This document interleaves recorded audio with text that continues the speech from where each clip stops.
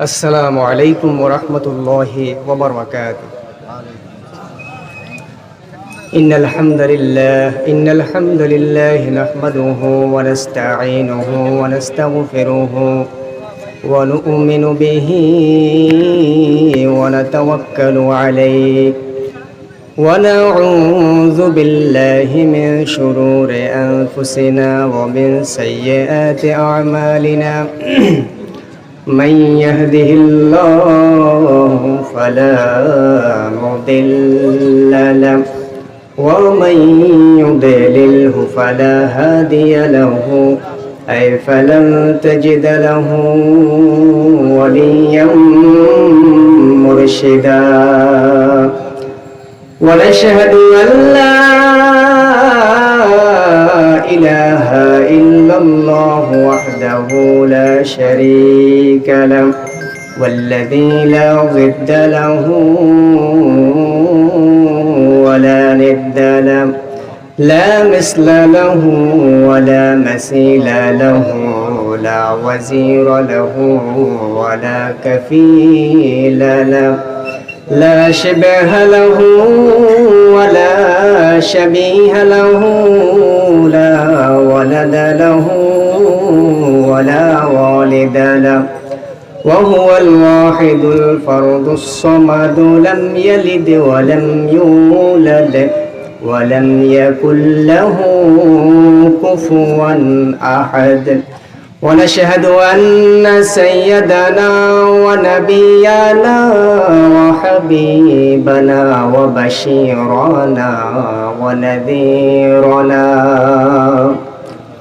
وطبيبنا وطبيب أرواحنا وحبيبنا وحبيب ربنا محمدا عبد الله ورسوله أرسله بالحق بشيرا ونذيرا وداعيا إلى الله بإذنه وسراجا منيرا أما بعد فقد قال الله تعالى في كلامه المجيد وفي فرقانه الحميد أعوذ بالله من الشيطان الرجيم بسم الله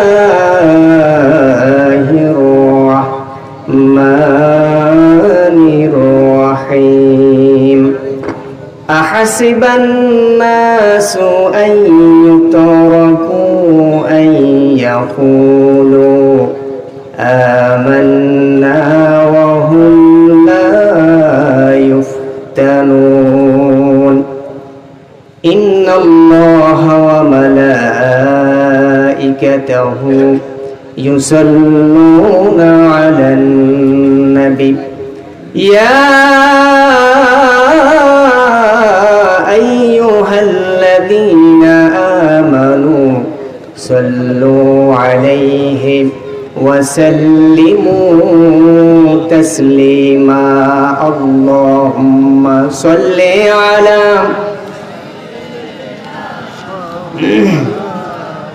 محمد وعلى آله مولانا محمد ও মদিনার বুলবুলি কেমনে তোমায় রই বলি ও মদিনার বুলবুলি কেমনে তোমায় রই বলি দিন কাটে আর রাত কাটে তোর বেদনার ফুল তুলি কেমনে তোমায় রই বলি আল্লাহুম্মা সাল্লি আলা মাওলানা মুহাম্মদ ওয়া আলা আলি মাওলানা মুহাম্মদ বালাগাল উলা বিকামালিহি كشف الدجى بجماله حسنت جميع خصاله صلوا عليه وآله ঐতিহ্যবাহী সোনাপুর হেফজুল কোরআন ও এতিমখানার উদ্যোগে আজকের এই বিশাল তাফসীরুল কোরআন মাহফিলের সম্মানিত সভাপতি, মঞ্চ উপবিষ্ট হাদারত ওলামায়ে কেরাম, আজকের এই মাহফিলকে সফল করার জন্য যারা অর্থ দিয়ে, বুদ্ধি দিয়ে, শ্রম দিয়ে এই পর্যন্ত নিয়ে আসার চেষ্টা করেছেন, মাহফিল কমিটির সর্বস্তরের সকল দায়িত্বশীল ভাইরা, অত্র প্রতিষ্ঠানের মহতারমী ও মুকাররমী সর্বস্তরের সকল শিক্ষকবৃন্দ, আমন্ত্রিত অতিথিবৃন্দ এবং আমার সামনে আগত দিন প্রিয়, ইসলাম প্রিয় তাওহীদি জনতা, মহান আল্লাহ সুবহানাহু ওয়া তাআলার দরবারে আমরা লাখ কোটি সুজুদ, শুকরিয়া, কৃতজ্ঞতা আদায় করে নিচ্ছি, যিনি আমাদেরকে এই কোরআনের কথা শোনার জন্য, কোরআনের কথা বলার জন্য একটি কোরআনওয়ালা দিল দিয়ে আজকের এই তাফসীরুল কোরআন মাহফিলে আসার, বসার তৌফিক দান করলেন। তার জন্য কি আপনারা খুশি না বেজার? আমরা সকলে জবান ছেড়ে দিয়ে মনের সমস্ত দুর্বলতা, আবিলতা, হীনমন্যতা ঝেড়ে ফেলে ঈমানের বলে বলিয়ান হয়ে অন্তরের অন্তঃস্থল থেকে আমরা কালিমাতুশ শুকর, শুকরিয়া, কৃতজ্ঞতা আদায় করে নিচ্ছি আলহামদুলিল্লাহ। সকল প্রশংসার মালিককে, তাহলে সে আল্লাহ তাআলার শুকরিয়া বেশি বেশি আদায় করার দরকার আছে কি নাই? আল্লাহর কৃতজ্ঞতা, শুকরিয়া আমরা কখনো আদায় করে শেষ করতে পারবো? ঠিক কিনা বলেন? কখনো শেষ করতে পারবো না। এই যে আল্লাহ আমাদেরকে বাঁচিয়ে রাখলেন, কোরআন শোনার জন্য এখানে আসার তৌফিক দান করলেন, এইভাবে আল্লাহর দেওয়া হাজার হাজার লক্ষ লক্ষ নেয়ামত আমরা ভোগ করি, সারাটি জীবন সেজদায় পড়ে থাকলেও আল্লাহর এই নেয়ামতের কৃতজ্ঞতার শুকরিয়া আদায় করা সম্ভব নয়। ঠিক কিনা বলেন? আল্লাহ বলেছেন, ওয়াইন তাউদ্দু নি'মাতাল্লাহি লা তুহসুহা, তোমরা আমার নেয়ামত গুণে গুণে শেষ করতে পারবে না। যেদিকে তাকাবা সেদিকে আল্লাহর নেয়ামত। এই জন্য আল্লাহর একজন পয়গম্বর সাইয়্যিদনা দাউদ আলাইহিস সালাতু ওয়াস সালাম, নাম শুনেছেন? ওনার উপর কোন কিতাব নাজিল হয়েছে? জাবুর কিতাব। দাউদ আলাইহিস সালাতু ওয়াস সালাম বলতেন, ইয়া ইলাহি লাউ আন্না লিকুল্লি শা'রাতিন মিন্নি লিসানাইনি ইউসাববিহানাল লাইলা ওয়ান নাহারা ওয়াদ দাহর কুল্লুহুমা কাযাইতু হাক্কা নি'মা। কি সুন্দর কথা দেখেন। তিনি বলতেন যে আমার মাথার মধ্যে যতগুলি চুল আছে, আমাদের মাথায় কতগুলি চুল আছে কেউ কি কখনো গুণে দেখছেন? বলতে পারবেন যে কত হাজার চুল আছে আপনার মাথায়? তিনি বলতেছেন যে আমার মাথায় যতগুলি চুল আছে, প্রত্যেকটা চুলকে যদি লিসানাইনে, দুইটা জিহ্বা বানিয়ে দেওয়া হয়, এই দুইটা জিহ্বা দিয়ে যদি আল্লাহর নেয়ামতের কৃতজ্ঞতা, শুকরিয়া আমি লাইলা ওয়ান নাহার, রাত এবং দিন, ওয়াদ দাহার, যুগ যুগান্তর, কুল্লুহুমা কাযাইতু হাক্কা নি'মা, তারপর আল্লাহর নেয়ামতের কৃতজ্ঞতা, শুকরিয়া আমরা আদায় করে শেষ করতে পারবো না। আল্লাহু আকবার। এজন্য বেশি বেশি প্রশংসা করার দরকার আছে কি নাই? আমরা সদা সর্বদাই বিপদে মুসিবতে যখন যে অবস্থায় থাকি আমরা আল্লাহর শুকরিয়া, আল্লাহর কৃতজ্ঞতা আদায় করব। ঠিক কিনা বলেন? সম্মানিত ভাইরা, আমরা এখানে একত্রিত হয়েছি কোরআনের কথা শোনার জন্য। ঠিক কিনা? কোরআন থেকে আমরা কথা শোনার, সুন্নাহ থেকে আমরা কথা শোনার চেষ্টা করব। কারণ কোরআন হলো এক সম্মানিত কিতাব, আর এই কিতাব যে তেলাওয়াত করে, এই কিতাব যে শ্রবণ করে, যে বলে, তার সম্মান মর্যাদা আকাশচুম্বী হয়ে যায়। আল্লাহু আকবার। কারণ এই কিতাবটা কি? একটা সম্মানিত কিতাব। কে বলেছেন? আল্লাহ বলেছেন। এই কিতাবের সাথে যে সম্পর্ক রাখবে, সে রিকশাওয়ালা হোক, ঠেলাওয়ালা হোক, সে দিনমজুর হোক, সে জুতা সিলাই করে ভাত খায়, ওই ব্যক্তি হোক, কোনো অসুবিধা নাই। কোরআনের সাথে সম্পর্ক রাখলে তার সাথে আল্লাহর সাথে সম্পর্ক হয়ে যাবে। আল্লাহু আকবার। কারণ আল্লাহ কি বলেছেন? ইন্নাহু লাকুরআনুন কারীম, নিশ্চয়ই এই কিতাব একটি সম্মানিত, একটি মর্যাদাবান কিতাব। কোনো সন্দেহ আছে? কোনো সন্দেহ নাই। এই কিতাবের কেমন সম্মান, এই কিতাবের কেমন মর্যাদা, এই পৃথিবীর মধ্যে মানুষের যত বক্তব্য আছে, যত মানুষের লেখনী আছে, যত বই আছে, যত বক্তৃতা আছে, বিবৃতি আছে, এই সকল কিছুর উপরে আল্লাহর কালামের মর্যাদা ততটাই বড়। স্বয়ং মাখলুকাতের উপরে আমার আল্লাহর সম্মান মর্যাদা যত বড়। সুবহানাল্লাহ। বুঝছেন? মানুষের যত বক্তব্য, লেখনী, যত কিতাব আছে, যত বই আছে, এই সকল কিছুর উপরে এই কালামের মর্যাদা, এই কোরআনের মর্যাদা ততটাই বেশি। স্বয়ং মাখলুকাতের উপরে আল্লাহর সম্মান মর্যাদা যতটা বেশি। আল্লাহু আকবার। সেই কিতাব থেকে ইনশাআল্লাহ আমরা কথা শুনবো তো? আপনারা উঠা বসা করবেন? আমরা বিনা প্রয়োজনে, জরুরত ব্যতীত আমরা কেউ উঠা বসা করব না। আমরা একেবারে মাহফিলের শেষ পর্যন্ত আমাদের প্রধান তাফসীর কারক ইনশাআল্লাহ শীঘ্রই তিনি আমাদের মাঝে এসে উপস্থিত হবেন। আমরা মুনাজাত দিয়ে দোয়া করে ইনশাআল্লাহ এখান থেকে বিদায় হব। ঠিক কিনা বলেন? মাহফিল 50% শুনে কারা কারা চলে যাবেন হাত তোলেন। আলহামদুলিল্লাহ, হুঁশ ঠিক আছে আপনাদের। তাহলে 100% মাহফিল শুনে আপনারা যাবেন তো ইনশাআল্লাহ? আল্লাহ আমাদেরকে কোরআন শোনার, কোরআন বুঝার তৌফিক দান করে সকলে পড়ুন আমিন। সম্মানিত ভাইরা, আমি কোরআনুল কারীম থেকে সূরা আনকাবুত থেকে একটা আয়াত তেলাওয়াত করেছি। কোন সূরা? আনকাবুত। আল্লাহ তাআলা বলতেছেন, আহাসিবান নাসু আন ইউতরাকু আন ইয়াকুলু আমান্না ওয়া হুম লা ইফতানুন। যে তোমরা মানুষেরা কি চিন্তা করো, এই ধারণা করো, মুখে তোমরা ঈমানের দাবি করো আর আমি আল্লাহ মুখে ঈমানের দাবি করলেই ছেড়ে দেব, তোমাদেরকে পরীক্ষা করব না। তোমরা কি এই চিন্তা করো, এই ধারণা করো? এই কথাটি বলছেন কে? কে বলেছেন? তার মানে হলো নিজেকে মুসলিম দাবি করলে, নিজেকে ইমানদার দাবি করলে তার জীবনে পরীক্ষা অনিবার্য। ঠিক কিনা? আপনারা সবাই এখানে ইমানদার কিনা? নিজেকে মুসলিম পরিচয় দেন কিনা? তাহলে আমাদের কাছ থেকে আল্লাহ কি নিবেন? পরীক্ষা নিবেন। কারণ পরীক্ষাবিহীন কখনো ভালো ছাত্র পরিচিতি লাভ করতে পারে না। পরীক্ষাবিহীন কখনো ভালো ছাত্র নির্বাচন করা সম্ভব নয়। পরীক্ষার মাধ্যমে ভালো ছাত্র নির্বাচন করা সম্ভব। ঠিক কিনা বলেন? ক্লাসের একজন ছাত্র সে যদি বলে আমি খুব ভালো ছাত্র, তাকে ততক্ষণ পর্যন্ত ভালো ছাত্র বলা যাবে না যতক্ষণ পর্যন্ত পরীক্ষা দিয়ে সে সফল না হয়। পরীক্ষা দেওয়ার পর বোঝা যাবে সে ভালো নাকি কি মন্দ। ঠিক কিনা? তেমনি ভাবে আল্লাহ তাআলা তিনি দেখতে চান আমরা কারা কথার দাবিতে ঠিক আর কারা কথার দাবিতে বেঠিক, কারা কথা এবং কর্মে আমরা ঠিক আছি, এটা আল্লাহ আমাদের কাছ থেকে পরীক্ষা নেবেন। পরীক্ষাবিহীন কখনো ভালো মান্দা হওয়া যায় না। পরীক্ষাবিহীন যেমনি ভাবে কোনো ভালো ছাত্র হওয়া যায় না, পরীক্ষাবিহীন কখনো জান্নাত পাওয়া যায় না, পরীক্ষাবিহীন কখনো আল্লাহর সাক্ষাৎ পাওয়া যায় না। ঠিক কিনা?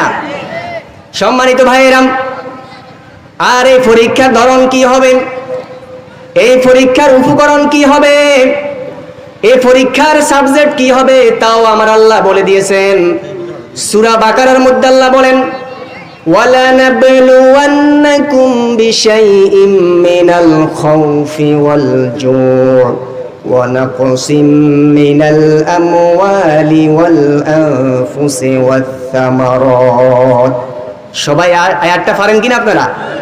আল্লাহ কি বলে দেখেন, আল্লাহ বলেন অবশ্যই অবশ্যই আমি তোমাদেরকে পরীক্ষা করব।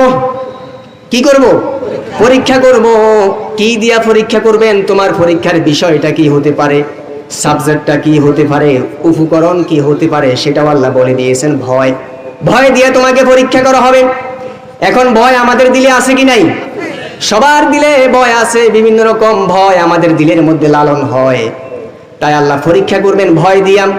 তার মানে তোমার জীবনে এমন পরীক্ষা আসবে, তুমি ইসলামী আন্দোলন করো, কোরআনের কথা বলো, ইসলামের কথা বলো, তুমি শুধু সৎ কাজের আদেশ করো না, বরং অসৎ কাজের নিষেধ করো, অন্যায়ের প্রতিবাদ করো। কোরআনকে অবমাননা করা হলে তোমার সহ্য হয় না, ইসলামকে অবমাননা করলে তোমার সহ্য হয় না, নবীকে কটূক্তি করলে তোমার সহ্য হয় না, আল্লাহর বিরুদ্ধে কথা বললে তোমার সহ্য হয় না। তাই তুমি প্রতিবাদ করো, আন্দোলন করো, ইমানের দাবি নিয়ে ইমানের দাবি পূরণ করার জন্য রাজপথে তুমি নেমে যাও। আর তোমার সমাজের, তোমার এলাকার কিছু মানুষ, তাদের এটা সহ্য হয় না। আছে কি নাই? আছে কি নাই? তোমার এলাকার মানুষের সহ্য হয় না। এমন কিছু মানুষ আছে, তারা বলে কেন এত কিছু কি দরকার? আমরা তো নামাজ পড়ি, রোজা রাখি, হজ করি, যাকাত দিই, কোরআনকে অবমাননা করা হলো, নবীকে কটূক্তি করা হলো, মুসলমানদের উপরে নির্যাতন করা হলো, এত কেন মিছিল মিটিং এর কি দরকার, প্রতিবাদের কি দরকার? আমরা তো মুসলমান, নামাজ আদায় করি, আছে কি নাই বলেন?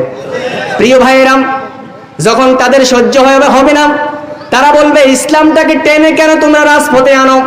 ইসলাম তো মসজিদের মধ্যে থাকবে, আর কোথাও ইসলাম যাওয়ার সুযোগ নাই। কেন টেনে তোমরা ইসলামকে বিভিন্ন সংস্থান, বিভিন্ন জায়গায় তোমরা ইসলামকে টেনে আনো? যখন আপনার কাজের উপরে তারা সন্তুষ্ট হবে না, তখন আপনার জন্য ধমক, আপনার জন্য ভয় আছে কি নাই? আছে কি নাই? আপনাকে ধমক দিবেন, আপনাকে হুমকি দিবেন, গালি দিবে, অশ্লীল ভাষায় কথা বলবে, আর এই ভয় নিয়া, এই চিন্তা নিয়া সমাজের মধ্যে আপনাকে চলতে হবে, ঠিক কি না?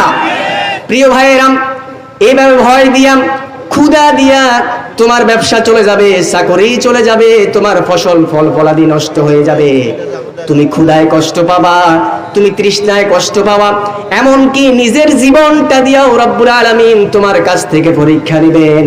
আর একজন মুমিন, একজন ইমানদার কখনো সে হতাশ হবে না, কখনো সে চিন্তিত হবে না, সে একমাত্র ভরসা করবে কার উপরে? কার উপরে? তাহলে এই ধরনের পরীক্ষার কথা কি আমি বলছি? কে বলছেন? আল্লাহই তো বলেছেন তোমাদেরকে আমি এই ধরনের পরীক্ষা করব, কারণ তোমাদের অতীতের যে মানুষগুলো পৃথিবীর মধ্যে এসেছে, আমি আল্লাহ তাদেরকে ওইভাবে পরীক্ষা করেছি, ঠিক কিনা বলেন? সূরা হাজের মধ্যে আল্লাহ কি বলে দেখেন, যারা এটা দাবি করেছে আল্লাহ আমার রব, এটা দাবি করার কারণে তাদেরকে বাড়ি থেকে বের করে দেওয়া হয়েছে, তাদের জায়গা জমিন থেকে তাদেরকে বঞ্চিত করা হয়েছে, বাড়ি থেকে বের করা হয়েছে। অপরাধ একটাই ছিল, তাদের অপরাধ একটাই ছিল, সেটা হলো ওয়ামা নাকামু মিনহুম ইল্লা আইয়ুমিনু বিল্লাহিল আজিজিল হামিদ।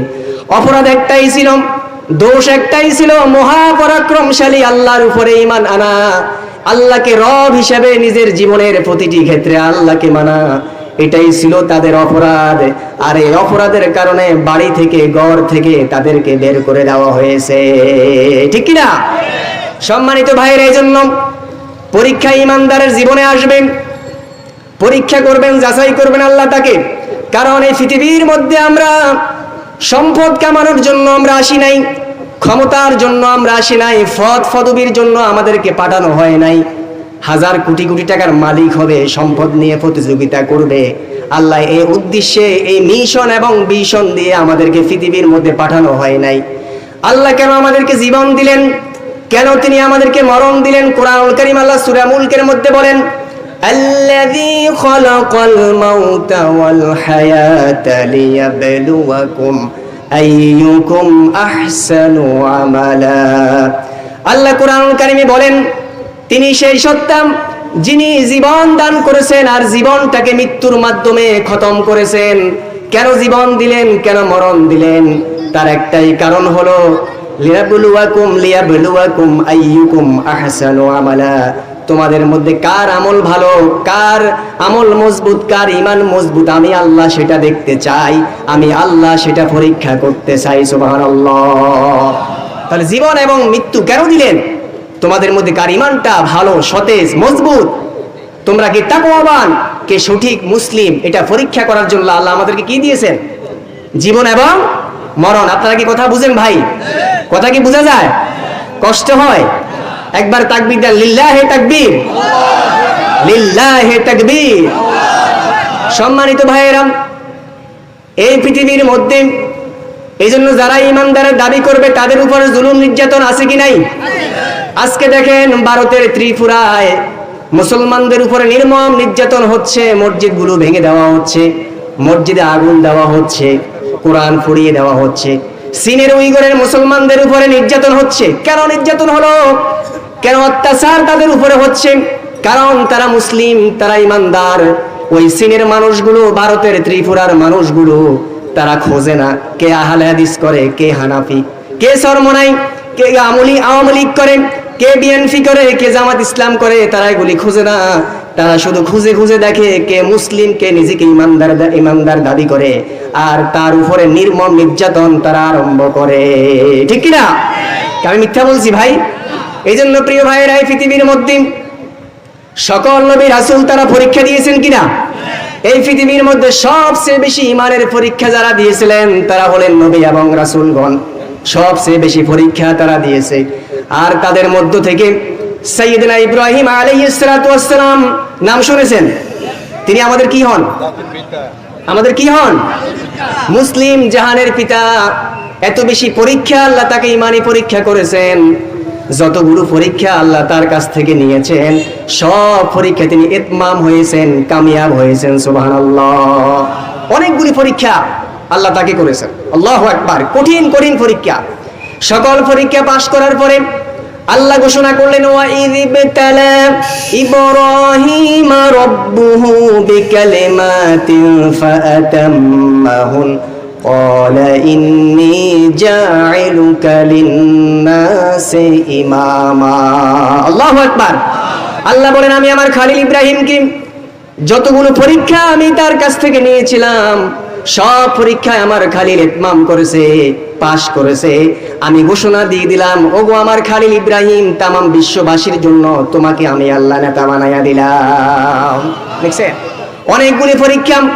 এই অনেকগুলো পরীক্ষা থেকে একটা পরীক্ষা আমি আপনাদেরকে বলবো, সংক্ষিপ্তভাবে আমি বলবো এই কারণে আলোচনাটা বোঝার জন্য। সেটা হলো, আপনারা জানেন ইব্রাহিম আলাইহিস সালাতু ওয়াস সালাম তিনি যেই পরিবারে জন্মগ্রহণ করেছিলেন সেই পরিবারটা ছিল মুশরিক। কি পরিবার? মুশরিক, মূর্তি পূজা করত, ঠিক কি না? মুশরিক পরিবারে জন্মগ্রহণ করলেন। তিনি যখন পৃথিবীতে আসলেন তার বাবা মহা খুশি যে আমার সন্তান আমার মতো মূর্তি বানাইয়া এই মূর্তিগুলি বাজারে নিয়ে বিক্রি করবে, আমার বংশের হাল ধরবে, আমার ঐতিহ্য রক্ষা করবে, মূর্তির পূজা করবে, মূর্তিগুলি বাজারে নিয়ে বিক্রি করবে। বাবা মহা খুশি। কি বাবা মহা খুশি, পরিকল্পনা করে রেখেছে ইব্রাহিম আমার ঐতিহ্য রক্ষা করবে। অপরদিকে আমার আল্লাহ তিনি পরিকল্পনা করে রেখেছেন ইব্রাহিম নবীকে দিয়া মূর্তি ভাঙাবেন। আল্লাহু আকবার।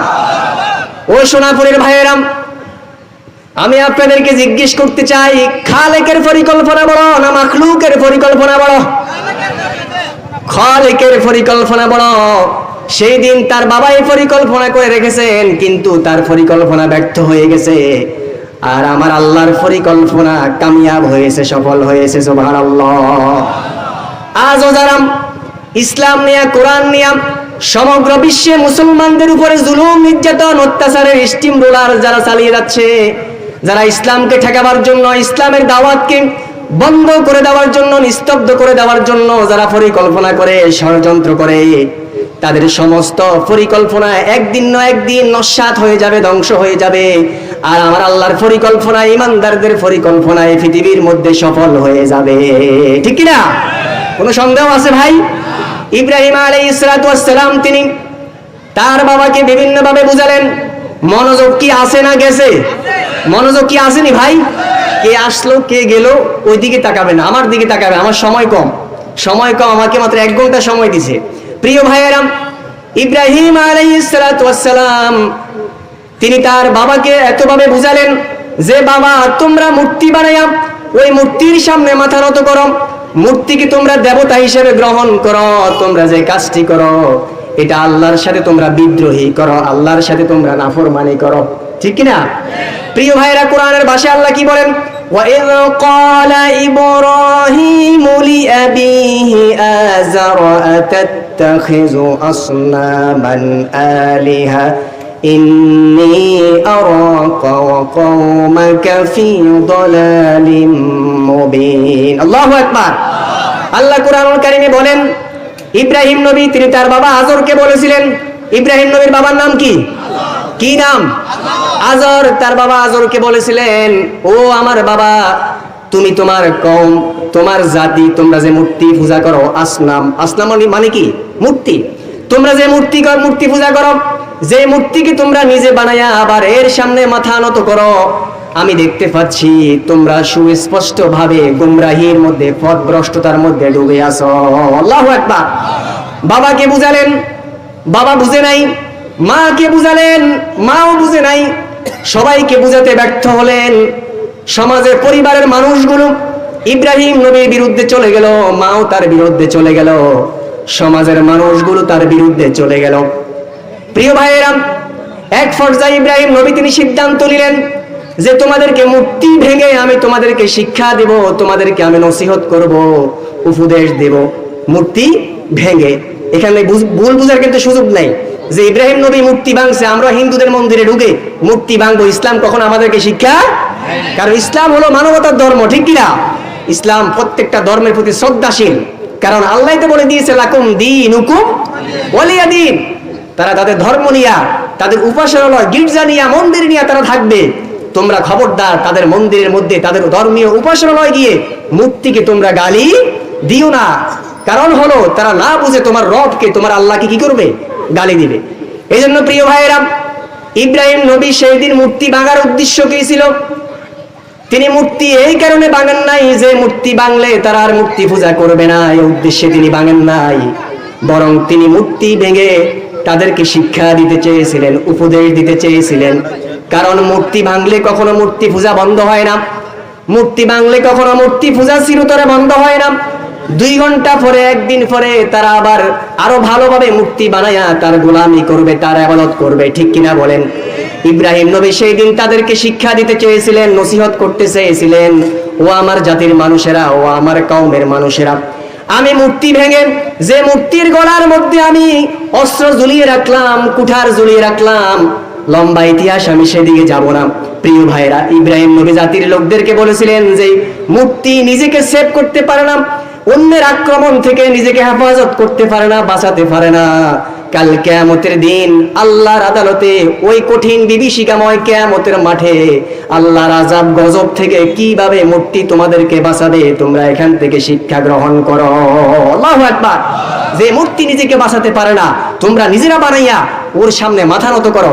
কাল কিয়ামতের দিন, ওই মুসিবতের দিনে এই মূর্তি তোমাকে কিভাবে বাঁচাবে, এই শিক্ষা দেওয়ার জন্য ইব্রাহিম নবী মূর্তি ভেঙেছেন। কি কথা বুঝেন নাই ভাই?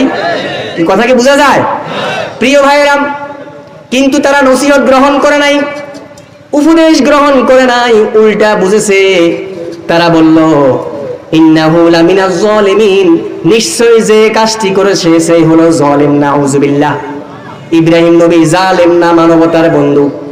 তিনি কি জালেম না মানবতার বন্ধু? মানবতার ত্রাণকর্তা, মানবতার বন্ধু, ঠিক কিনা বলেন? জাহান্নামী মানুষগুলোকে জান্নাতের পথ দেখাবার জন্যই পৃথিবীর মধ্যে নবী রাসূলরা এসেছেন, ঠিক কিনা বলেন? প্রিয় ভাইয়েরা, এই খবর চলে গেল নমরুদের কাছে। কার কাছে? তৎকালীন সুপার পাওয়ার রাষ্ট্রপ্রধান নমরুদ, তার কাছে খবর চলে গেল। কত বড় কঠিন পরীক্ষা, একটু চিন্তা করেন। হকের পক্ষে, আল্লাহর পক্ষে, তাওহীদের পক্ষে একা একজন মানুষ। নমরুদের কাছে খবর চলে গেল। নমরুদ ইব্রাহিম নবীকে তালাশ করলো, ইব্রাহিম নবীকে ডাকলো, তার রাজদরবারে নিয়ে গেল। তার রাজদরবারে বিভিন্ন রকমের তর্ক বহস হলো। কোনোভাবে ইব্রাহিম নবী তাদের কাছে মাথা নত করেন নাই। তিনি শিরকের সামনে মাথা নত করেন নাই। তাওহীদবাদী ছিলেন, তাওহীদের পক্ষে ছিলেন, আল্লাহর একাত্মবাদী ছিলেন। কোনোভাবেই যখন নমরুদ ইব্রাহিম নবীকে কথায় আনতে পারে নাই, সর্বশেষ সে সিদ্ধান্ত গ্রহণ করলো ইব্রাহিম নবীকে সে হত্যা করবে। কি করবে? হত্যা করবে। ইব্রাহিম নবীকে আর জীবিত রাখবে না, তাকে মেরে ফেলবে।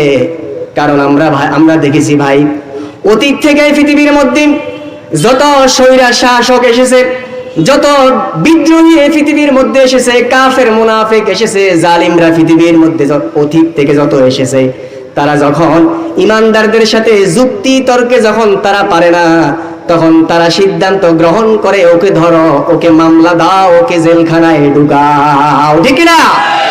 প্রিয় ভাইয়েরা, সেই দিন সে সিদ্ধান্ত গ্রহণ করলাম ইব্রাহিম নবীকে হত্যা করা হবে। অপরাধ কি ছিল? অপরাধ কি ছিল? নিজেকে ইমানদার পরিচয় দিয়েছেন, তাওহীদবাদী পরিচয় দিয়েছেন, তাদের কথাই তিনি আপোষ করেন নাই, তাদের কাছে মাথা নত করেন নাই। এটাই ছিল তার অপরাধ। তারা ইব্রাহিম নবীকে হত্যা করবে। বিশাল আগুনের স্তূপ তৈরি করা হলো। দীর্ঘদিন পর্যন্ত আগুনকে প্রজ্বলিত করলো, আগুনকে উত্তাল করলো। ইব্রাহিম নবীকে একটু পরে আগুনের মধ্যে ফেলে দেওয়া হবে। একটু নিজের বিবেককে প্রশ্ন করেন ভাই, এই যে আপনারা এখানে যারা এসেছেন, যদি আপনার সামনে এমন কিছু মৃত্যুকূপ তৈরি করা হয় যে একটু পরে আপনাকে ফাঁসিতে ঝুলানো হবে, আপনাকে গুলি করে হত্যা করা হবে, 1 বোতল বিষ আনা হয়েছে, একটু পরে আপনাকে বিষ পান করানো হবে, আপনার কাছে তখন কেমন মনে হবে? কেমন মনে হবে বলেন? তখন মানুষটা চিন্তিত হয়ে পড়বে, যদি দুর্বল ইমানদার হয় সে ইমান হারা হয়ে যাবে। ইব্রাহিম নবী এত মজবুত ইমান ছিল, এমন শক্তিশালী ইমান ছিল, যত রকমের ভয় তারা তাকে দেখিয়েছে, তিনি ওই জালিমদের কাছে, নমরুদের কাছে তিনি মাথা নত করেন নাই। আল্লাহু আকবার। প্রিয় ভাইয়েরাম, তিনি আগুনে পড়ার এক মুহূর্ত আগ পর্যন্ত তিনি ইমান হারা হন নাই। ইমানের উপরে ইস্তেকামত ছিলেন, দৃঢ় ছিলেন, মজবুত ছিলেন। নমরুদ যখন ইব্রাহিম নবীকে আগুনের মধ্যে ফেলে দিল, আগুনের মধ্যে ফেলে দিল, ইমানি পরীক্ষায় তিনি পাশ করলেন, ইমানি পরীক্ষায় পাশ করলেন, আগুনের মধ্যে ফেলে দিল। আমার আল্লাহ ইব্রাহিম নবীর এই ত্যাগ এবং কুরবানি, তার ইমানের উপরে সন্তুষ্ট হয়ে, আল্লাহ রাজি খুশি হয়ে আগুনকে ঘোষণা করলেন, কুলনা ইয়া নারু কুনি বারদাও ওয়া সালামান আলা ইব্রাহিম। আল্লাহু আকবার। ইব্রাহিম নবীর ইমানের চেতনা দেখেন, ইমানের উপরে অটল মজবুত এই দৃঢ় মনোবল দেখে আমার আল্লাহ তাআলা এত বেশি খুশি হলেন, এত বেশি আনন্দিত হলেন, এত বেশি রাজি খুশি হলেন, আগুনকে অর্ডার করলেন, ও আগুন, তুমি আমার ইব্রাহিমের জন্য শান্তি আর আরামদায়ক তুমি হয়ে যাও। আল্লাহু আকবার। প্রিয় ভাইয়েরা, ইমান এমন একটা অস্ত্র, ইমান এমন একটা হাতিয়ার, এমন একটা দৌলত, ইমানকে কোনো আগুন পোড়াতে পারে না, কোনো পানি গলাতে পারে না। ইমান এমন একটা মজবুত, ইমান এমন একটা হাতিয়ার, ঠিক কিনা বলেন? আমাদেরকে সেই ইমান লালন করার দরকার আছে কিনা? আছে কিনা বলেন?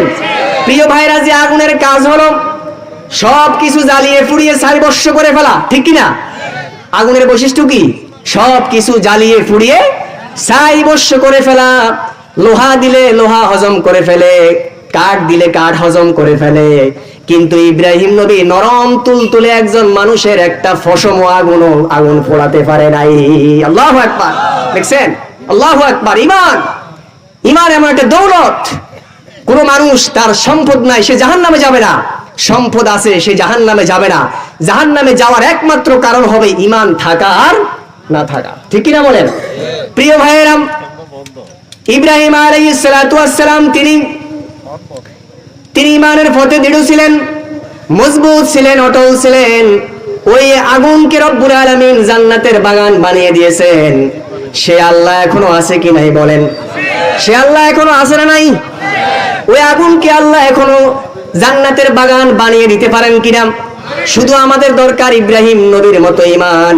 এই জন্য আল্লামা ইকবাল বলেছেন, আজ যদি হয় কারো ইমান ইব্রাহিমের মতো বিদ্যমান, অগ্নিকুণ্ড খুবসুরত হতে পারে গুলিস্তান। আল্লাহু আকবার। আমরা ইব্রাহিমের সন্তান, তিনি আমাদের বাবা। আমাদের বাবা যে আদর্শ রেখে গেছেন, যে তাওহীদবাদী তিনি ছিলেন, যে ইমানদার ছিলেন, আমরা যদি আমাদের বাবার আদর্শ গ্রহণ করি, আমাদের বাবার ইমান আমরা লালন করি, আমরা যদি তাওহীদের পক্ষে থাকি, আমরা যদি ইসলামের পক্ষে থাকি, আমরা যদি কোরআনের পক্ষে থাকি, ইমানওয়ালাদের পক্ষে থাকি, ইমান লালন করি, তাহলে ইব্রাহিম নবীর মতো আজও আমাদের উপরে বিপদ আসার সম্ভাবনা আছে কি নাই? আছে কি নাই? প্রিয় ভাইয়েরা, কোন মানুষ যদি ইব্রাহিম নবীর মতো ইমান ধারণ করেন, আমাদের বাবার মতো যদি আমরা ইমান ধারণ করি, কোরআনের পক্ষে থাকতে গিয়া, তাফসীর মাহফিলের পক্ষে থাকতে গিয়া, ইমানদারের পক্ষে থাকতে গিয়া কোরআন অবমাননা করে, ইসলাম অবমাননা করে, নবীকে কটূক্তি করে, মুসলমানদের উপরে নির্যাতন করে, কোন মানুষ যদি এই সব কিছুর পক্ষে থাকে, আর এই সব কিছুর পক্ষে থাকার কারণে তার জন্য যদি হত্যার অর্ডার হয়ে যায়, ফাঁসির অর্ডার হয়ে যায়, মনে রাখবেন ভাইয়েরা, কোন মানুষের জন্য যদি ফাঁসির অর্ডার হয়ে যায়, ওই মানুষটা যখন ইব্রাহিম নবীর মতো দৃঢ় মনোবল রাখবে, ইমানের উপরে অবিচল থাকবে, ইমানের উপরে ইস্তেকামত থাকবে, লোকটাকে যখন ফাঁসির মঞ্চের দিকে নিয়ে যাওয়া হবে, কোন দিকে? ফাঁসির মঞ্চের দিকে নিয়ে যাওয়া হবে, একটু পরে তাকে ফাঁসি দেওয়া হবে। আমি মনে করি প্রিয় ভাইয়েরা, ওই মানুষটা যদি আল্লাহর উপরে আস্থা রাখে, ইমান যদি না হারায়, যদি সে ভয় না পায়, আল্লাহর উপরে আস্থা রাখে, আল্লাহর রহমত থেকে নিরাশ না হয়, ইমানের চেতনা নিয়ে, ইমান নিয়ে যদি উদ্বুদ্ধ থাকে, ইস্তেকামত থাকে, লোকটাকে যখন ফাঁসির মঞ্চে উঠানো হবে, তার মাথার মধ্যে জমটুপি যখন পরিয়ে দিবে, ওই পাশির মঞ্চে উঠানোর পরে যখন তার গলার মধ্যে পাশির রশি লাগাইয়া দিবে, আল্লাহর কসম করে বলি, যদি ঈমান ঠিক রাখতে পারে ওই পাশির রশিটাকে ফুলের মালা বানায়া আল্লাহর জান্নাতের মেহমান হিসাবে আল্লাহ কবুল করে নিয়ে যাবে। ঠিক না? কোনো সন্দেহ আছে? কোনো সন্দেহ আসেনি ভাই?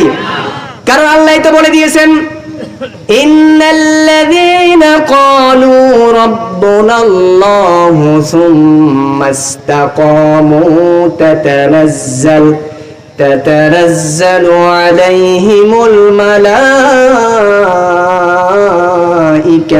আল্লা তাখাফু ওয়া লা তাহজানু ওয়া আবশিরু বিল জান্নাহ وأبشروا بالجنة التي كنتم توعدون। الله أكبر। সবাই এই আয়াতটা পারেন কিনা? আল্লাহ কি বলছে দেখেন, নিশ্চয়ই যারা এই কথার উপরে ইস্তেকামত আছে। কোন কথা? আল্লাহ আমার রব, আল্লাহ আমার সব, আল্লাহকে ছাড়া আমি কাউকে ভয় পাই না, আল্লাহকে ছাড়া আমি কাউকে মানি না, মানবো না। ঠিক কিনা বলেন?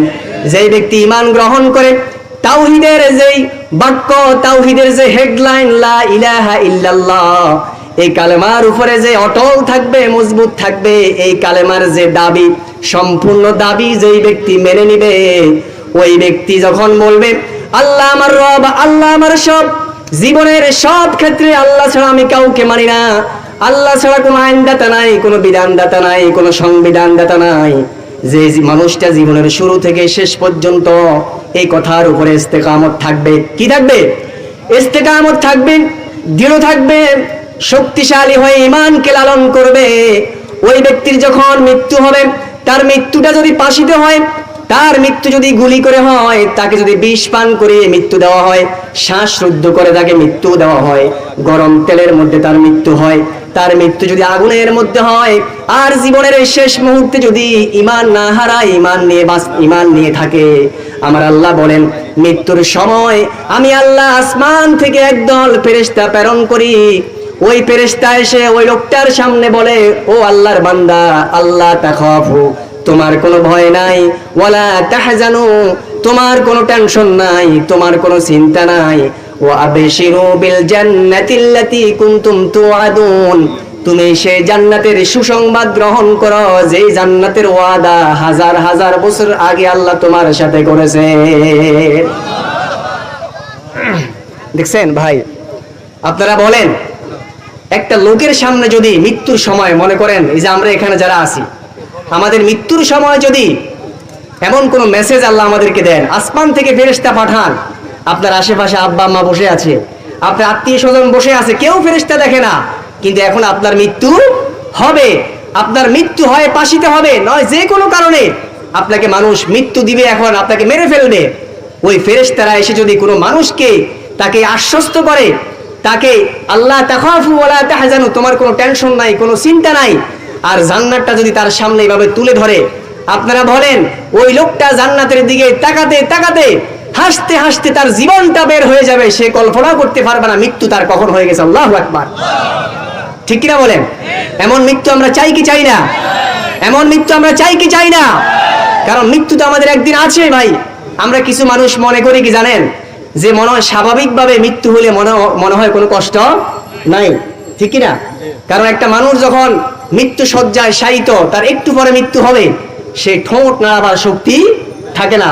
তার মানে এটা নয় যে তার কোনো কষ্ট কি হয় না। সে যদি ইমানদার হয় তার হিসাব ভিন্ন, কিন্তু একজন জালিম, একজন কোরআন বিরোধী, ইসলাম বিরোধী, তার মৃত্যুর সময় কি পরিমাণ যে তার ব্যথা অনুভব হয়, কি পরিমাণ কষ্ট সে পায়, যদি সে আবার ফিরে আসতে পারতো দুনিয়ার বুকে, তাহলে এর বর্ণনা আপনাদেরকে সে দিতে পারতো। ঠিক কিনা?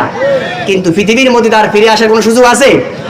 এই জন্য প্রিয় ভাইয়েরা, একজন ইমানদারের সামনে যদি এইভাবে জান্নাতটা তুলে ধরা হয়, আর ওই লোকটা জান্নাতের দিকে তাকিয়ে তাকিয়ে নাজ নেয়ামত দেখে দেখে হাসতে হাসতে তার জীবনটা চলে যায়, সে সামান্য পরিমাণ টেরও পায় না। সুবহানাল্লাহ। সম্মানিত ভাইয়েরা, এই জন্য এই পৃথিবীর মধ্যে নবী রাসূলগণ এত বেশি পরীক্ষা দিয়েছেন, তার মধ্যে সাইয়েদনা ইব্রাহিম, তিনি এত কঠিন পরীক্ষা দিয়েছেন, সব পরীক্ষায় তিনি পাশ করেছেন। আর অনাগত যত মুসলিম যত ইমানদার পৃথিবীর মধ্যে আসবেন সবার জন্য ইব্রাহিম নবী সেই দৃষ্টান্ত রেখে গেছেন। সুবহানাল্লাহ, ঠিক কি না? সম্মানিত ভাইয়েরা, এই পৃথিবীর মধ্যে শুধু ইব্রাহিম নবী নন, বরং আমাদের নবী মুহাম্মদ সাল্লাল্লাহু আলাইহি ওয়াসাল্লাম, এই মানুষটার কি অপরাধ ছিল? যেই নবী ছিলেন মাসুম, যেই নবীজি ছিলেন সবচেয়ে বেশি জ্ঞানী, সবচেয়ে বেশি নম্র ভদ্র বিচক্ষণ মানুষ, যে মানুষটা এত বেশি দয়ালু ছিল, সে মানুষটার উপরে আরবের কাফের গুলো, মুনাফিক গুলো কত নির্মম নির্যাতন বিশ্ব নবীর উপরে চালিয়েছে, ঠিক না? কত নির্যাতন বিশ্ব নবীর উপরে করা হলো। তিনটি বছর আমার নবীজিকে শিয়া বিয়া আবি তালেবে তারা ঢুকিয়ে রাখলো, অন্যায় ভাবে নবীজিকে এত বেশি কষ্ট দিল, নির্যাতন করলো। আমি আপনাদের কাছে প্রশ্ন রাখি, আমার নবীজি তিনি কি সন্ত্রাস ছিলেন? নাউজুবিল্লাহ। তিনি কি সাদাবাজ ছিলেন? তিনি কি মদখোর ছিলেন? কেন বিশ্বনবীকে জেলখানায় রাখা হলো? অপরাধ কি ছিল? অপরাধ তো একটাই ছিল, বিশ্বনবী ইমানের পরিচয় দিয়েছেন, ঠিক কিনা বলেন? ইমানদার ছিলেন, মানুষদেরকে কোরআন সুন্নাহর দাওয়াত দিতে গিয়ে নিজে বিপদে পড়েছেন। তার উম্মতেরা তার উপর নির্যাতন অত্যাচার করে তিনটি বছর তাকে কোথায় রেখেছেন? জেলখানায় রেখেছেন। নির্যাতিত হয়েছেন তার সাথে সাহাবীরা, ঠিক কিনা বলেন? কত নির্মম নির্যাতন তারা হয়েছিলেন, কত কঠিন ইমানি পরীক্ষা তারা দিয়েছেন, আপনারা সকলে জানেন। আপনারা খাব্বাবের ইতিহাস জানেন, খুবাইবের ইতিহাস জানেন, আম্মার ইবনে ইয়াসিরের ইতিহাস জানেন, আবু যর গিফারির ইতিহাস জানেন, এমনকি বিশ্বনবীর চাচা আমির হামজা ইসলামের জন্য, কোরআনের জন্য ইমানি পরীক্ষা দিতে গিয়ে নিজের কলিজাটা পর্যন্ত ইসলামের জন্য উৎসর্গ করে গেছে। ভাই সুবহানাল্লাহ মুখে দিয়ে আইয়ে না? সুবহানাল্লাহ বললে কি লাভ না লস? লাভ না লস? তো সুবহানাল্লাহ, আল্লাহর বরত্ব আমরা ঘোষণা করব, ঠিক কিনা বলেন? সদাই সর্বদাই উঠতে বসতে আমরা কি বাক্য ব্যবহার করব? সুবহানাল্লাহ, আল্লাহু আকবার, ঠিক কিনা? প্রিয় ভাইয়েরা, এত জুলুম নির্যাতন তাদের উপরে করা হয়েছিল, তারপরে ইমানের পথ থেকে এক চুল পরিমাণ তারা সরে যায় না। ইমানি পরীক্ষা দিয়ে তারা জান্নাত অর্জন করেছেন, ঠিক কিনা বলেন? দুনিয়ার বুকে থাকতে জান্নাতের সনদ তারা গ্রহণ করেছেন। আমার নবীজি নাম ধরে ধরে, আবু বকর তুমি জান্নাতি, ওমর তুমি জান্নাতি, উসমান তুমি জান্নাতি, তলহা, জুবাইর, সাদ, সাঈদ, এইভাবে সাহাবীদের নাম ধরে ধরে জান্নাতের সুসংবাদ দিয়ে গেছেন, কারণ তারা ইমানি পরীক্ষায় পাশ করেছেন। সুবহানাল্লাহ।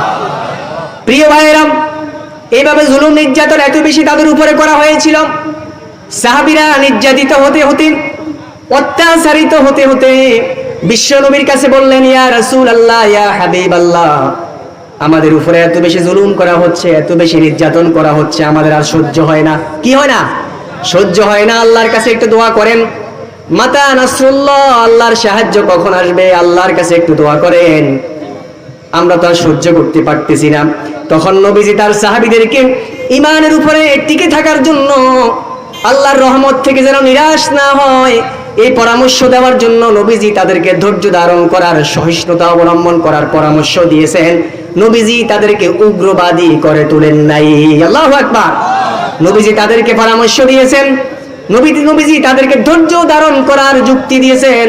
তাদেরকে বলেছেন, ও আমার সাহাবীরা, তোমাদের আগে যারা ইমানের পরিচয় দিয়েছে, ইমানের পরিচয় দেওয়ার কারণে, ইমানদার হওয়ার কারণে তাদেরকে বুক পর্যন্ত মাটির মধ্যে গেড়ে ফেলতো। কি করতো? বুক পর্যন্ত মাটির মধ্যে গেড়ে ফেলা হতো। তারপরে চতুর্দিক থেকে তাদেরকে পাথর নিক্ষেপ করা হতো। তারপরে লোহার চিরুনি দিয়া তাদের দেহ থেকে গোশতগুলিকে আলাদা করে ফেলা হতো। মাথার মধ্যে করাত রাখা হতো, মাথার মাঝখানে করাত রেখে এভাবে টান দিয়া দুইটা দেহকে দুই দিকে আলাদা করে ফেলতো। আল্লাহু আকবার। তারপরে ইমানের পথ থেকে, ইসলামের পথ থেকে, কোরআনের পথ থেকে এক চুল পর্যন্ত তাদেরকে সরানো যায় নাই। আল্লাহু আকবার। আমরা ইসলামের কথা বলি, আমাদের মুখে দাঁড়িয়ে আছে, টুপি আছে, জুব্বা আছে, ইসলামের জন্য কয় ফোঁটা রক্ত আমরা দিয়েছি, ঠিক কিনা? জান্নাত আল্লাহ আমাদেরকে দিবে এত সহজ? আল্লাহ কি বলেছেন? আম হাসিবতুম আন তাদখুলুল জান্নাহ, তোমরা কি মনে করেছো জান্নাত তোমাদেরকে এমনিতে কি দিয়ে দেওয়া হবে? এত সহজ? যারা ত্যাগ এবং কুরবানি দিয়েছে, যারা জীবনটাকে ইসলামের জন্য উৎসর্গ করেছে, রক্ত দিয়েছে, ঘাম জড়িয়েছে, সময় দিয়েছে, বাড়ি ঘর, স্ত্রী, পুত্র, পিতা, মাতা সব কিছু ত্যাগ করে ময়দানে ঝাঁপিয়ে পড়েছে, তারা যে জান্নাত পাবে, আমি সলিমউদ্দিন কলিমউদ্দিন সে জান্নাতের আশা কিভাবে করি, ঠিক কিনা বলেন? ইসলামের জন্য ত্যাগ এবং কোরবানি দরকার আছে কিনা? ইসলামের জন্য ত্যাগ এবং কোরবানি দেওয়ার চেষ্টা করতে হবে, কারণ সফলতা দেওয়ার মালিক কে? প্রিয় ভাইয়েরা, এইভাবে তারা নির্যাতিত হয়েছেন, তারপরও ইসলামের পথ থেকে, কালেমার পথ থেকে তারা একচুল পরিমাণ সরে যায় নাই। আমি কি বানিয়ে বলতেছি এগুলি ভাই? বানিয়ে বলতেছি? কারণ ভাইরা, এই ইমানের পথ, কালেমার পথ, ইসলামের পথ এত বেশি কণ্টকাকীর্ণ, এত বেশি পিচ্ছিল, যে নিজেকে ইমানের দাবি করবে, ইসলামের দাবি করবে, তার জীবনে বিভিন্ন কঠিন পরীক্ষা আল্লাহ নাজিল করেন, ঠিক কিনা বলেন? তাই ইমানের পথ, কালেমার পথ বড় কণ্টকাকীর্ণ, বড় পিচ্ছিল, বড় দুর্গম। এই পথে চলতে গিয়ে হাজারো বাধা আসবে, হাজারো বিপদ আসবে, হাজারো মুসিবত আসবে। তবে রাস্তা যতই কঠিন হোক না কেন, যতই পিচ্ছিল হোক না কেন, যতই কণ্টকাকীর্ণ হোক না কেন, এই রাস্তার শেষ মাথায় আল্লাহ বিশাল একটা নেয়ামত রেখে দিয়েছেন, তার নাম হলো জান্নাত। এই রাস্তা যতই কঠিন হোক না কেন, এই রাস্তার শেষ মাথায় কি? জান্নাত। সেই জান্নাত আমরা চাই কি চাই না? তাহলে জান্নাত যদি আমরা পেতে হয়, আমরা কোরআন ছাড়তে পারবো না, আমরা ঈমান ছাড়তে পারবো না, ইসলাম ছাড়তে পারবো, ঠিক কিনা বলেন? ঈমানদারদের সাথে, কোরআনওয়ালাদের সাথে থাকতে রাজি আছেন তো ইনশাআল্লাহ? আর সেই ঈমানওয়ালা, কোরআনওয়ালা একদল মর্দে মুজাহিদ, যারা সাহাবায়ে কিরামের জীবন অনুসরণ, অনুকরণ করে আসছে, আছে কিনা? একদল বীর মুজাহিদ এই পৃথিবীর মধ্যে আছে কিনা? বীর যোদ্ধা আছে কিনা বলেন? যারা সাহাবীদের পথ, যারা নবীদের পথ অনুসরণ, অনুকরণ করে এই পৃথিবীর মধ্যে রক্ত দিয়ে আগের ইতিহাসকে তারা জিন্দা রেখেছে, ঠিক কিনা বলেন? অনাগত মুসলমানদের জন্য, অনাগত ঈমানওয়ালাদের জন্য তারা ওই দৃষ্টান্ত রেখে যাচ্ছে, যেন পরবর্তীতে যারা এই পৃথিবীর মধ্যে ঈমানদাররা যারা আসবে, তারা যেন শত অত্যাচার, নির্যাতিত হয়ে তারা যেন বিচলিত না হয়, তারা যেন আল্লাহর রহমত থেকে নিরাশ না হয়। তাই অতীতের নবী এবং রাসূলদের, সাহাবীদের সেই ইতিহাসকে বর্তমান মর্দে মুজাহিদ, বীর মুজাহিদ, আল্লাহর প্রিয় বান্দারা সেই ইতিহাসকে এখন জিন্দা রেখেছে, ঠিক কিনা বলেন? এই পৃথিবীর মধ্যে এরকম মর্দে মুজাহিদ আছে কিনা? জীবন দিয়েছেন আবু হানিফা, জীবন দিয়েছেন বিজ্ঞ উলামায়ে কেরাম, ইসলামের জন্য, কোরআনের জন্য ঈমানি পরীক্ষা দিতে কখনো তারা কুণ্ঠবোধ করে নাই। একবিংশ শতাব্দী বা বিংশ শতাব্দীর কথা যদি বলি, সাইয়্যিদ কুতুব হাসান আল বান্না ইসলামের জন্য কি না করেছেন।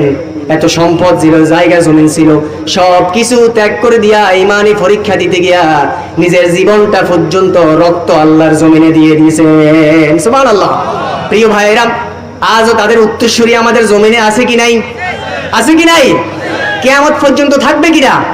তাদের উত্তরসূরি কারা? আপনারা যারা দাড়িওয়ালা, টুপিওয়ালা, যারা কোরআন মানে, যারা ইসলাম মানে, যারা কোরআনের অবমাননায় সহ্য করে না, যাদের গলি যায়, যাদের গায়ের মধ্যে আগুন জ্বলে, এরাই তো হলো নবীর ওয়ারিস, ঠিক কিনা বলেন? আপনারা কি নবীর ওয়ারিস হতে চান? চান কিনা? তৎকালীন যে আবু লাহাব, আবু জাহাল, ওরা আমার নবীজিকে বলেছিল আবতার, লেস কাটা, নির্বংশ। আল্লাহ চ্যালেঞ্জ ঘোষণা করলেন, যারা আমার নবীকে আবতার বলেছে, লেস কাটা বলেছে, তোদেরকে আমি নির্বংশ করব, আর আমি নবীর আওলাদদেরকে পৃথিবীর মধ্যে আমি আল্লাহ প্রতিষ্ঠিত করব, ঠিক কিনা বলেন? নবীর আওলাদরা আমরা হলাম, ঠিক কিনা বলেন? আমরা হলাম ঈমানওয়ালা, কোরআনওয়ালা। আমরা তাফসীর মাহফিল দিই, আমরা তাফসীর মাহফিল সমর্থন করি, তাফসীর মাহফিলে আমরা আসন অলঙ্কিত করি, আমরা টাকা দিই, আমরা শ্রম দিই। অতএব আমরা হলাম নবীর ওয়ারিস, ঠিক কিনা? এই জমিনের মধ্যে বৈধ ওয়ারিস হলাম আমরা, যারা কোরআন মানে না, ইসলাম মানে না, কোরআন নিয়ে বিশুদ্ধার করে, কোরআন অবমাননা করে, নবীকে কটূক্তি করে, আল্লাহকে নিয়ে বিশুদ্ধার করে, তারা এই জমিনের মধ্যে থাকার কোনো অধিকার নাই, ঠিক কিনা? কারণ তারা বৈধ ওয়ারিস নন। বৈধ ওয়ারিস হলো তারা যারা কোরআনকে ভালোবাসে, ইসলামকে ভালোবাসে, আল্লাহকে ভালোবাসে। এটা আমি ওয়াজেদের কথা নয়, এটা কার কথা? এটা কার কথা? আল্লাহ সূরা রহমানে কি বলছেন? যে হে মানব জাতি এবং জিন জাতি, যাদের ইসলাম ভালো লাগে না, কোরআন ভালো লাগে না, তোমাদের যদি ইসলাম কোরআন ভালো না লাগে, এই জমিন থেকে অন্য কোথাও তোমরা চলে যাও। যেখানে যাবা সেখানে আমি আল্লাহর রাজত্ব ক্ষমতা আছে কি নাই? আছে কি নাই? কোথায় যাবা? কোথায় যাবা? আজকে নবীর ওয়ারিসরা আসামির কাঠ গড়ায়, ঠিক কিনা বলেন? আসামির কাঠ গড়ায়, তাদেরকে আমরা প্রতিপক্ষ বানিয়েছি, কোরআনকে আমরা প্রতিপক্ষ বানিয়েছি কিনা বলেন? হাজারো চেষ্টা করে একজন আজহারিকে বন্ধ রেখে, একজন আমির হামজাকে বন্ধ রেখে কখনো ইসলামের দাওয়াতকে নিস্তব্ধ করে দেওয়া যাবে? যাবে না। প্রিয় ভাইরা, এর কারণ হলো আজকে সারা বিশ্বের মধ্যে যে আমরা মুসলিমরা নির্যাতিত, নিপীড়িত, নিষ্পেষিত, অত্যাচারিত, এর মূল কারণ কিছু নামদারি মুনাফিক মুসলমানের কারণে, ঠিক কিনা? তারা যখন আলেম ওলামাদেরকে বিশুদ্ধার করে, দাড়ি টুপি নিয়ে বিশুদ্ধার করে, রাষ্ট্র ধর্মে ইসলাম থাকবে কি থাকবে না এই নিয়ে যখন আপত্তি, তখন ওই বিজাতি বিদুর্মীরা সব কিছু পর্যবেক্ষণ করে, যে মুসলিম হয়ে মুসলমানদেরকে নিধন করে, কোরআনের বিরুদ্ধে কথা বলে, তাদের সংবিধান থেকে কোরআনকে বাদ দিতে চায়। অতএব মুসলিমদের গলা টিপে ধরো, প্রতিবাদ করার মতো মুসলমানদের কোনো অভিভাবক নাই, ঠিক কিনা? আজকে মুসলমান অভিভাবক শূন্য। আমরা জানি সে বদরের যুদ্ধের ইতিহাস, অল্প সংখ্যক কিছু সাহাবী নিয়ে অপরদিকে 1000 কিভাবে মুসলমানরা বিজয় অর্জন করলো, কাফেররা পালালো। এর কারণ হলো সেই ইমানি শক্তি মুসলমানদের মধ্যে এখন আর নাই, ঠিক কিনা? মুসলমান এখন ক্ষমতার আশা, মুসলমান এখন পদ পদবীর আশা হন্য হয়ে কিছু রুটির আশায়, কিছু পদ পদবীর আশায় নিজের ইমানকে বিলীন করে দিচ্ছে। আল্লাহর কাছে মৃত্যুর পরে কি জবাব তুমি দিবে, ঠিক কিনা বলেন? সম্মানিত ভাইরা, অতএব এই পৃথিবীর মুসলিম যারা কোরআন প্রেমিক, তারা কখনো ইসলাম এবং কোরআন নিয়ে বিশুদ্ধার হতে দিবে না। তারা প্রতিবাদ করে কি করে না? এই দেশের মধ্যে আপনারা জানেন, ফ্রান্সে যখন আমার নবীকে নিয়ে ব্যঙ্গচিত্র করা হয়েছিল, সারা বিশ্ব থেকে মুসলমানরা প্রতিবাদ করেছিল কিনা? কিন্তু সারা বিশ্বের মধ্যে সবচেয়ে বেশি প্রতিবাদ যে দেশের মধ্যে করা হয়েছে সেটা হলো আমার বাংলাদেশ, ঠিক কিনা? এই দেশের মানুষ শহীদ হয়েছে, রক্ত দিয়েছে, জীবন দিয়ে তারা প্রমাণ করে দিয়েছে এই কলিজা, এই কোরআন হলো আমাদের কলিজা, এই কোরআন হলো আমাদের অক্সিজেন। আমরা এই কোরআনের জন্য, নবীর জন্য আমাদের জীবন দিতে আমরা প্রস্তুত, ঠিক কিনা? প্রিয় ভাইরা, যে দেশের মধ্যে আল্লাহু আকবার ধ্বনি দিয়ে সূর্য ওঠে, যে দেশে আল্লাহু আকবার ধ্বনি দিয়ে সূর্য ডুবে, সে দেশের মধ্যে কিছু থাক বা না থাকুক, সে দেশের মধ্যে মুসলমান থাকবে, সে দেশের মধ্যে কোরআন থাকবে, সেই দেশের মধ্যে ইসলাম থাকবে, ঠিক কিনা? হাজারো অপচেষ্টা করে, অপপ্রচার করে ইসলামের এই গণজোয়ারকে কখনো ঠেকানো সম্ভব? কারণ এই দেশের লক্ষ লক্ষ মানুষ ইসলামকে ভালোবাসে। আপনারা ইসলামকে ভালোবাসেন কিনা? কোরআনকে ভালোবাসেন কিনা? আমরা ইসলামের জন্য, কোরআনের জন্য জীবন দিতে প্রস্তুত, ঠিক কিনা? দুহাত করে আল্লাহকে দেখাও মুসলমান যে আমরা জীবন দিতে প্রস্তুত।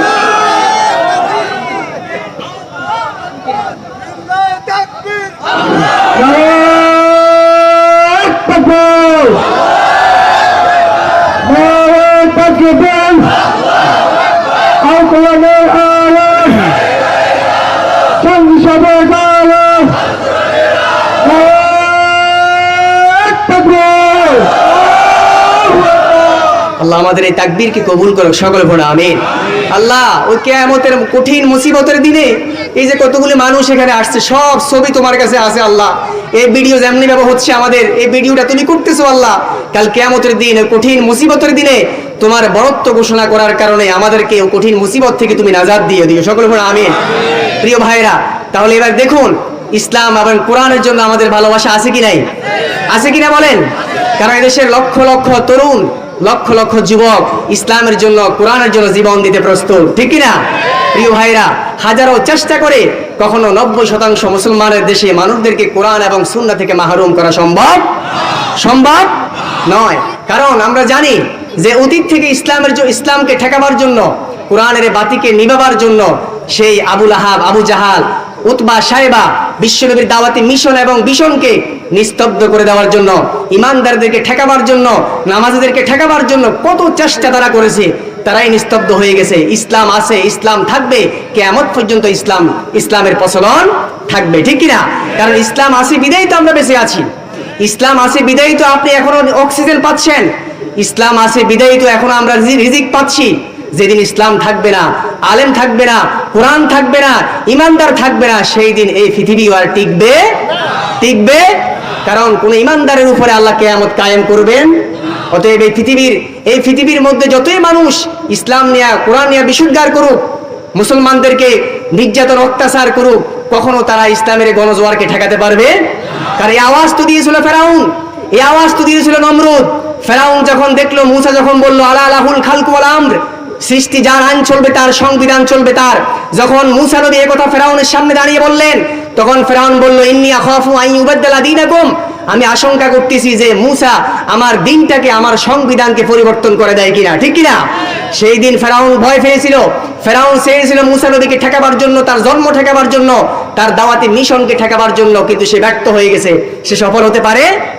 তাহলে এই আওয়াজ তো ফেরাউন দিয়েছিল, এই আওয়াজ নমরুদ দিয়েছিল, এই আওয়াজ দিয়েছিল আবুল আহাব, আবু জাহাল, যে মুহাম্মদকে দাওয়াত দিতে দেওয়া যাবে না, আর তাদের সমস্ত আওয়াজ, সমস্ত সেই শক্তি সব কিছু নিস্তেজ হয়ে তারা পৃথিবীর মধ্যে জুলুম অত্যাচারের রাজত্ব কায়েম করে রেখে গেছে। এই পৃথিবীর মধ্যে কালো ইতিহাস, ক্ষমতার মসনদে চিরকাল হয় না কারো বসবাস, ঠিক কিনা?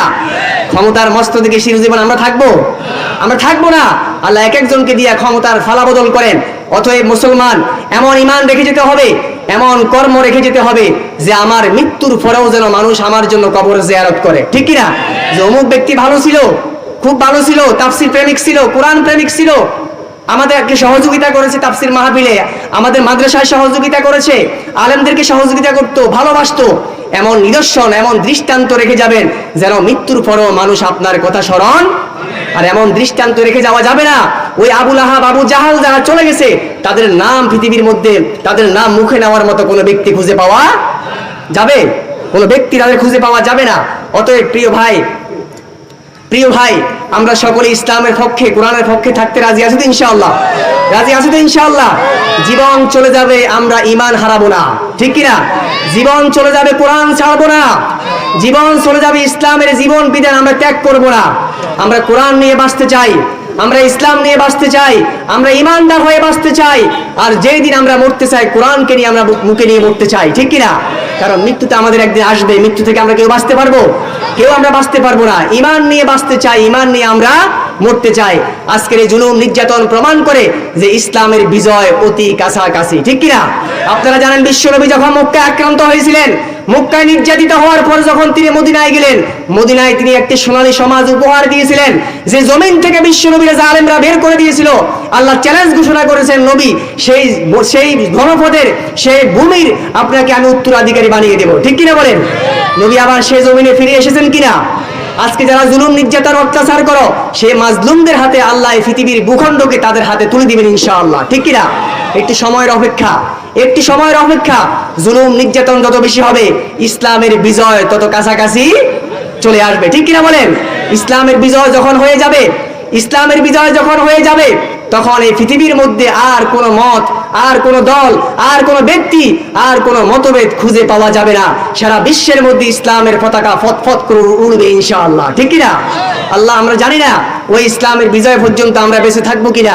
আল্লাহ, তোমার কাছে আমাদের ফরিয়াদ, আমরা আমাদের ঈমান দুর্বল।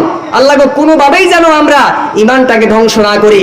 তোমার সামনে যদি আমরা ঈমানের চেতনার যে একটা মানুষের মনোভাব, যদি এটা আমরা ধ্বংস করে ফেলি, কাল কিয়ামতের দিন তোমার গোলাম হিসেবে, তোমার বান্দা হিসেবে তোমার সামনে আমরা কিভাবে দাঁড়াবো, ঠিক কিনা? এই নবী পেয়ে, এই কোরআন পেয়ে মুসলমান যদি জাহান্নামী হয়ে যায়, তার সাইতে পোড়া কপাল, তার সাইতে হতভাগা পৃথিবীর মধ্যে আর একজনও, ঠিক কিনা বলেন? এই নবী পেয়ে, কোরআন পেয়ে যদি আমরা জাহান্নামী হই, অতএব প্রিয় ভাইরা, প্রকৃত সফলতা হলো ওটাই যদি আমার ঈমানকে আমি মজবুত রাখতে পারি, ঠিক কিনা? কোরআন দিয়া, রাসূলের আদর্শ দিয়া আমার ব্যক্তি, পরিবার, আমার সমাজ, আমার রাষ্ট্র সব কিছুকে যদি আমরা কোরআন দিয়ে পরিচালিত করতে পারি, তারপরে পৃথিবীর মধ্যে শান্তি নেমে আসবে, ঠিক কিনা? আজকে পৃথিবীর মধ্যে শান্তি নাই কেন? অশান্তি। এই পৃথিবীর মধ্যে শান্তি দেওয়ার জন্য কত মানুষ কতভাবে চেষ্টা করে, এমপি চেষ্টা করে, মন্ত্রী চেষ্টা করে, চেয়ারম্যান চেষ্টা করে, মেম্বার চেষ্টা করে, কিন্তু কোথাও শান্তি খুঁজে পাওয়া। আপনারা জানেন বিশ্বনবীর আগে, বিশ্বনবী কোরআন নাজিল হওয়ার আগে নিজের বুদ্ধি দিয়া, জ্ঞান দিয়া, পৃথিবীর সবচেয়ে বিচক্ষণ মানুষ, সবচেয়ে জ্ঞানী মানুষ, যিনি সমাজের পরিবর্তন করতে চেয়েছিলেন, সমাজের কোনো পরিবর্তন করতে পারেন নাই। কোরআন দিয়া পরবর্তী 23 বছর তিনি গোটা সমাজের জাহেলগুলোকে, গোটা সমাজের জালিমগুলোকে আল্লাহর অলিতে পরিণত করে দিয়েছেন। আল্লাহু আকবার। অতএব কোরআন দিয়া কখনো, কোরআন ছাড়া কখনো এই রাষ্ট্রের, এই সমাজের শান্তি কায়েম করা সম্ভব, এটা বিশ্বাস করেন? অতএব আমরা আল্লাহর কাছে দোয়া করি, আল্লাহ, আমরা কোরআন নিয়ে বাঁচতে চাই।